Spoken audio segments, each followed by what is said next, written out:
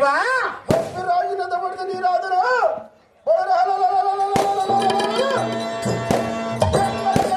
ಅಮ್ಮ ಗಂಟೆಗೆ ಸಪ್ತಕ್ಕೆ ಪರಮೇಶ್ವರನ್ನು ಸಪ್ತನಾಗಿ ತೆಗೆದು ಪಟ್ಟ ಚಿಂತನೆ ಮನಗಟ್ಟ ಅಯ್ಯೋ ಎನ್ನ ಪ್ರಾಣ ನಷ್ಟವಾದ ಭಕ್ತರು ಜ್ಞಾನ ಬಚ್ಚಿಟ್ಟ ಕಣ್ಣದ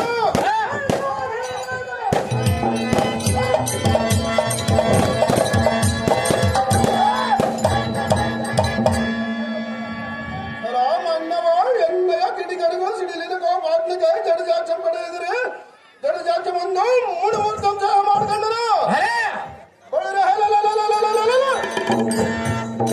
ನಾಶದ ಪಟ್ಟದವರ ಸೂಸುವ ಶಾಸ್ತ್ರೀಯ ಶಾಸಕ ಮುಂದೆ ಮಾಡಿದ್ರೆ ಕಾಶಿ ಒಂದೇ ಒಂದೇ ಕಡಲಂತರ ಮುಂದಾಪತ್ತು ಬಂದ ಒದಗದ ಎಂಬ ಭಯದಿಂದ ಸಂದಾಸಗೊಂಡು ಸಂದುಗಳಲ್ಲಿ ತಿರುಗುತ್ತಾ ಈ ಸುಂದರ ಸುಳ್ಳಿ ಹೊರಟುವರು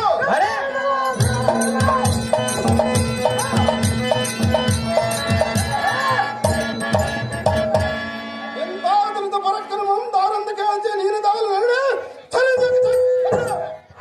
ಓ ದೇವ ನಾವುದಾರೆಂದರೆ ನನ್ನ ಹೆಸರು ಚಾರ, ನನ್ನ ಹೆಂಡತಿ ಹೆಸರು ಚೆಂಡುವಿನ ಹಾರ. ಈಗಿನ ಕಾಲದಲ್ಲಿ ಸಾರಥಿಗೆ ಸೊಂಡಿಗೆ ಹಾರ ಹಾಕುವುದನ್ನು ಮರೆತಾರ. ಹೆಣ್ಣು ಮಕ್ಕಳ ಡ್ಯಾನ್ಸಿಗೆ ಮಾತ್ರ ಮೆಚ್ಚಿ ಹಾಕುವರು ಮಲ್ಲಿಗೆವಿನ ಹಾರ. ಈಗಿನ ಕಾಲದಲ್ಲಿ ಹೆಣ್ಣು ಮಕ್ಕಳದೇ ದರ್ಬಾರ. ನಮ್ಮ ಗಂಡಸರು ಮಾಡುತ್ತಾರ ಸೂಳಗೆ ನಾಲ್ಕೆಳೆಗೆ ಅದನ್ನು ಹಾಕಿಕೊಂಡವರು ಓಣಿಯಲ್ಲಿ ತಿರುಗಾಡ್ತಾರೆ ಕತ್ತಿಯಂಗ ಗರಾಗರ. ಅದನ್ನು ನೋಡಲಾರದೆ ಬಂದು ತಮ್ಮನ್ನು ಮಾತನಾಡಿಸುವ ಬೆಕ್ಕಿ ಸಾರಥಿ ನಾನಲ್ಲವೇನೋ ದೇವ. ಹೇಳಿಕೊಂಡು ಬರಬೇಕು ನಿಮ್ಮ ನಾಮ ಅಂಗಿದವ.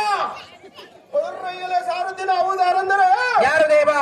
ನಿನ್ನ ಹಿಂಗತಗಳು ಶೃಂಗಾರದರ ಭಾವಕ್ಕೆ ಮೆಚ್ಚಿದೆ ನಮ್ಮ ಈ ಸಂಭ್ರಮದ ಕಾಲದಲ್ಲಿ ಒಮ್ಮಣ್ಣದ ಆಡುತ್ತವೆ ಹಿಡಿದು ನಡುವಿನ ಸಾರದ ಒಪ್ಪದೆ ಇದ್ದ ಬರುವಂತನಾಗು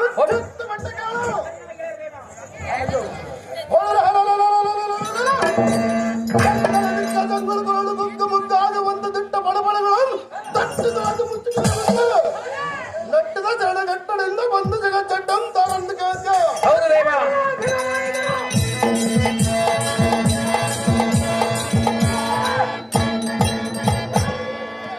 ಸಾರಥಿ ಆದ್ರೆ ಹೇಳುವಂದು ಕೇಳ ಧರ್ಮಗುಣ ಭೂಪ ಪಾಂಡುರ್ಗುಣ ದೀಪ ಪ್ರತಾಪನಾದ ಧರ್ಮರಾಜ್ಗೆ ಕಪ್ಪನ್ನಾದ ಕಪ್ಪು ಕಾಳಿಗೆ ತಂದರ್ಪಿಸಿದ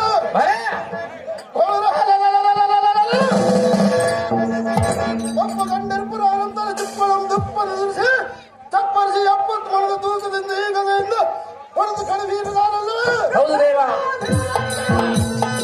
ದುರ್ಯೋಧನ ರೆಡಿ ಮಾಡಿರೋ ದುರ್ಯೋಧನ ದುಶ್ಯಾಸನ ರೆಡಿ ಆಗಿರ್ಬೇಕು. ಎಲ್ಲೋ ಸಾರಥಿ ದೇವ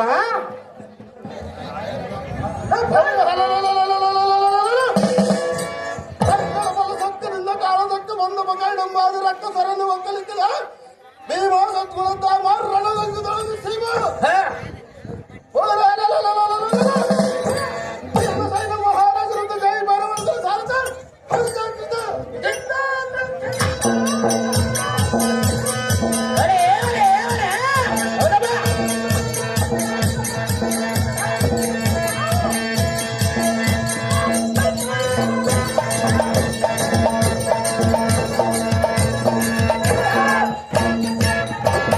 ಭೀಮಸೇನ ಮಹಾರಾಜರು ಇರುವಾದರೆ ಈ ಸಭಾ ಮಂದಿರಕ್ಕೆ ಬಂದ ಕಾರಣವೇನು ದೇವ? ದಿವ್ಯ ಪ್ರಭಾವ.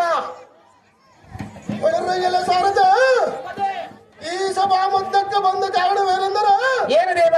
ನಮ್ಮ ಹತ್ರ ಜನಾದ ಧರ್ಮರಾಯನ ಕರೆದ ಕಾರಣ ಪರಿಣವಾದ ಕಂಡ ಸಾರಥ